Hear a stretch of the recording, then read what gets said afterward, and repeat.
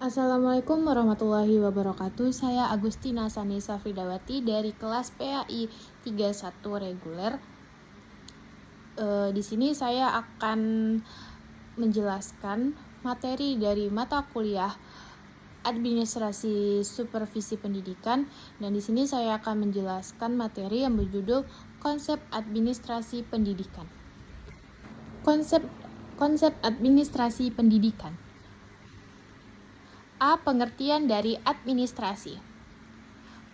Administrasi pendidikan merupakan perpaduan dari kedua kata, yakni administrasi dan pendidikan.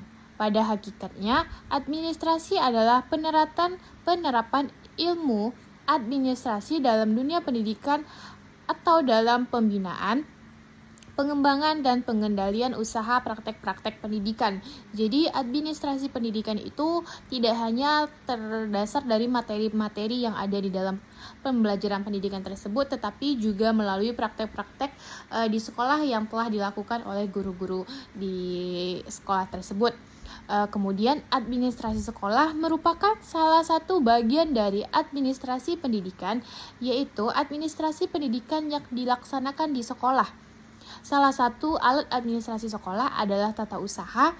Secara sederhana dan mudah, administrasi pendidikan adalah suatu ilmu tentang penyelenggaraan pendidikan di sekolah agar tercapai tujuan pendidikan di sekolah itu. Nah, jadi administrasi itu juga mencakup dari tata usaha. Tata usaha itu juga bagian dari administrasi pendidikan itu tersebut. Tujuannya apa? Agar sekolah itu mencapai suatu puncak tujuan yang akan dicapai. Berikutnya ada beberapa unsur pokok dalam administrasi, yaitu dari Purwanto 1984. Yang pertama itu ada dijelaskan adanya sekelompok manusia atau sedikit dua atau orang lebih. Nah, di dalam administrasi tersebut itu tidak hanya satu orang yang terdapat di dalamnya, tapi ada beberapa kelompok manusia yang ikut untuk melaksanakan administrasi tersebut untuk mencapaikan tujuan. Terus poin yang kedua, adanya tujuan yang hendak dicapai bersama. Nah, di saat kita bersama di dalam satu kelompok, itu tuh kita mempunyai visi misi yang sama untuk mencapai kesuksesan atau untuk mencapai tujuan yang sama. Poin yang ketiga, adanya tugas fungsi yang harus dilaksanakan atau kegiatan kerjasama. Nah, di dalam sekelompok administrasi tersebut, itu setiap orang mempunyai fungsi dan tugasnya masing-masing. Tujuannya apa? Tujuannya sama, untuk mencapai tujuan dan keberhasilan dari administrasi tersebut. Poin yang keempat, adanya peralatan dan perlengkapan yang diperlukan. Nah, di dalam kelompok tersebut juga terdapat beberapa keperluan seperti alat tulis yang dibutuhkan dari kelompok administrasi pendidikan tersebut. Administrasi pendidikan adalah tindakan mengkoordinasikan perilaku manusia dalam pendidikan agar sumber daya yang ada dapat ditata sebaik mungkin dan serapi mungkin secara produktif. Berikutnya itu ada B, administrasi pendidikan dan manajemen pendidikan. Beberapa istilah yang sering disamakan dengan istilah administrasi pendidikan adalah manajemen pendidikan. Dalam penggunaan secara umum, administrasi sering diartikan sama dengan manajemen. Kalaupun ada, nampaknya perbedaan itu secara fundamental. Ketidaksamaan pendapat yang dapat dipahami sebab dalam beberapa prakteknya ada 3 pendapat tentang hubungan antara administrasi dengan manajemen. Yang pertama itu administrasi lebih luas dari manajemen atau administrasi mencakup manajemen. Pendapat ini sesuai dengan pendapat Dr. Waldo dalam bukti Public Administration yang mengatakan public administration is organization of men. Berikutnya ada administrasi identik dengan manajemen karena ada beberapa persamaan administrasi dan manajemen. Berikutnya itu ada administrasi lebih sempit daripada manajemen karena ada plus minus yang terdapat dari administrasi dan manajemen tersebut. Kalau untuk bidang pendidikan, pemerintah atau rumah sakit dan kemiliteran lebih dipakai istilah administrasi, sedangkan untuk bidang industri tersendiri atau perusahaan dipakai istilah manajemen. Lanjut, itu ada C, prinsip-prinsip administrasi pendidikan. Prinsip Administrasi pendidikan merupakan suatu yang dibuat sebagai pegangan untuk mencapai tujuan yang ditetapkan. Jadi administrasi itu sebelum dibentuknya atau setelah dibentuknya mereka sudah memiliki ketetapan, dan kita sebagai orang administrasi hanya bisa mengikuti ketetapan yang telah dibuat oleh pihak dari administrasi tersebut. Yang pertama, adanya sumber daya manusia atau SDM atau sekelompok manusia, sedikitnya 2 orang untuk ditata. Adanya tugas dan fungsi yang harus dilaksanakan, maksudnya ada sebuah kerjasama dalam kelompok tersebut. Seperti yang dijelaskan tadi, di dalam administrasi itu bukan terdapat hanya 1 orang, tapi ada beberapa kelompok yang ikut membantu atau bekerja sama di dalam bidang tersebut. Yang kedua, adanya penataan atau pengaturan dari kerjasama tersebut. Jadi sebelum tugas dilaksanakan, mereka sebelum melaksanakan pekerjaan, mereka itu ada diskusi untuk menata atau untuk menyusun pekerjaan apa yang akan dilakukan selanjutnya, seperti itu. Kemudian adanya non-manusia seperti peralatan dan perlengkapan yang diperlukan yang harus ditata, adanya tujuan yang hendak dilaksanakan bersama. Berikutnya ada prinsip praktik dalam dunia pendidikan yang secara khusus harus dijadikan pedoman dalam pelaksanaan kegiatan administrasi pendidikan di sekolah.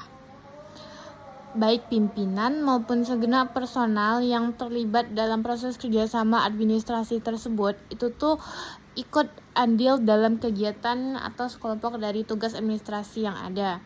Selayaknya sudah dapat memiliki persepsi yang jelas tentang mengapa dengan tujuan apa administrasi diselenggarakan.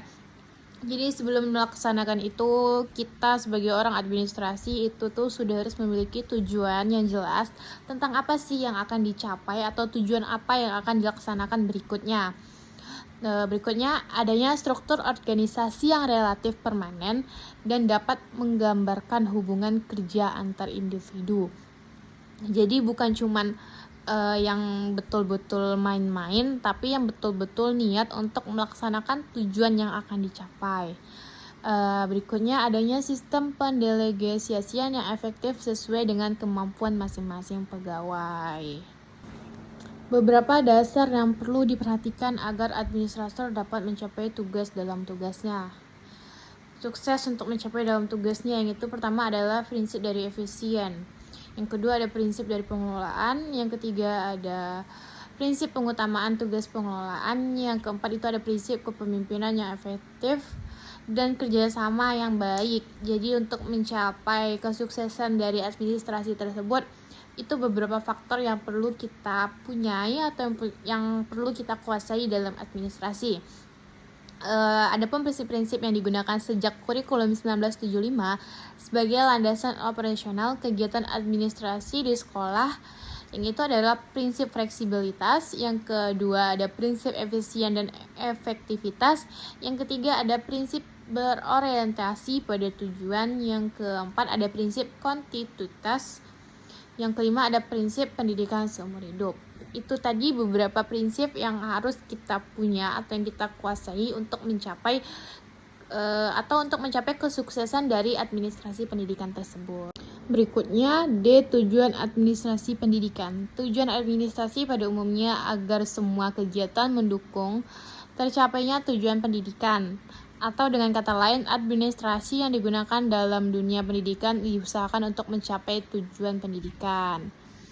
Jadi memang tujuan administrasi itu untuk mencapai atau mentargetkan visi misi yang ada dalam administrasi pendidikan tersebut. Seperti itu. Kalau dari Star Giovanni menyebutkan 4 tujuan administrasi pendidikan. Yang pertama efektivitas produksi, yang kedua ada efisiensi, yang ketiga ada kemampuan menyesuaikan diri atau adaptiveness, yang keempat adanya kepuasan di dalam kelompok pekerjaan tersebut. Fungsi-fungsi administrasi pendidikan. Agar kegiatan administrasi pendidikan berjalan dengan baik dan dapat mencapai tujuan, maka kegiatan administrasi tersebut harus dapat dikelola melalui suatu tahapan merupakan daur siklus. gambaran yang jelas di antara administrasi pendidikan itu, fungsi-fungsinya itu, yang pertama adalah perencanaan atau planning. Perencanaan merupakan salah satu persyaratan yang harus ada setiap kegiatan administrasi. Tanpa adanya perencanaan, pelaksanaan dari suatu kegiatan akan mengalami suatu kesulitan, bahkan juga kegagalan untuk mencapai tujuan yang diinginkan. Seperti itu. Selanjutnya itu ada sebuah organisasi yang ideal atau baik perlu dibentuk dan dibina dengan menggunakan prinsip-prinsip. Dalam berorganisasi, prinsip itu meliputi yang pertama prinsip pelimpahan wewenang, yang kedua ada manajemen, yang ketiga ada manajemen by objektif, yang keempat ada span of control, yang kelima ada prinsip pembagian kerja, yang keenam ada prinsip kesatuan komando. Jadi itu tadi prinsip-prinsip yang dibutuhkan di dalam administrasi pendidikan. Berikutnya ada yang ketiga, pengorganisasian.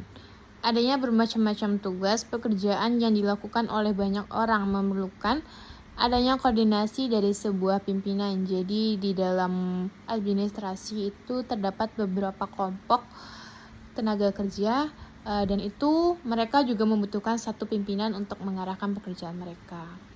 Berikutnya, adanya koordinasi yang baik dapat menghindarkan kemungkinan terjadinya persaingan yang tidak sehat atau simpang siuran dalam tindakan. Jadi, fungsi dari pemimpin tersebut untuk mengkoordinasikan atau mengatur anggota dalam administrasi pendidikan.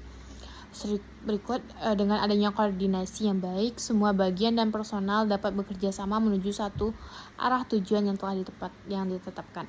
Jadi dengan adanya pemimpin, para pekerja yang ada di administrasi itu lebih tertata dan lebih tersusun agar bisa mencapai tujuan dengan baik dan benar. 4. Komunikasi dalam melaksanakan suatu program pendidikan, aktivitas menyebarkan dan menyampaikan gagasan yang dimaksud ke seluruh struktur organisasi. Agar komunikasi dalam organisasi berjalan secara efektif, Bender menyatakan beberapa seluruh komunikasi harus diketahui secara pasti para anggotanya. Yang kedua, diusahakan sependek mungkin. Yang ketiga, merupakan suatu aluran formal, artinya seseorang harus melapor kepada orang yang telah ditetapkan. Seperti itu. Berikutnya lengkap dalam artian melalui setiap tingkah di dalam organisasi itu harus dicapai atau harus dilihat mempunyai sumber yang dapat dipercaya. Jadi kita tidak bisa mengambil sumber yang abal-abalan atau tidak terpercaya. Jadi sumber yang kita dapat itu harus benar-benar terpercaya. Tidak boleh diselingi atau diganggu komunikasi sedang berlangsung. Jadi di saat ada komunikasi atau di saat sedang rapat itu tidak boleh diganggu ataupun diusik gitu.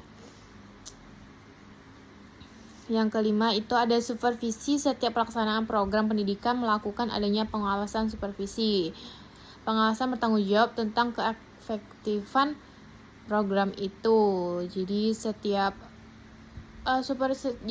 ada rapat atau program itu tuh harus ditinjau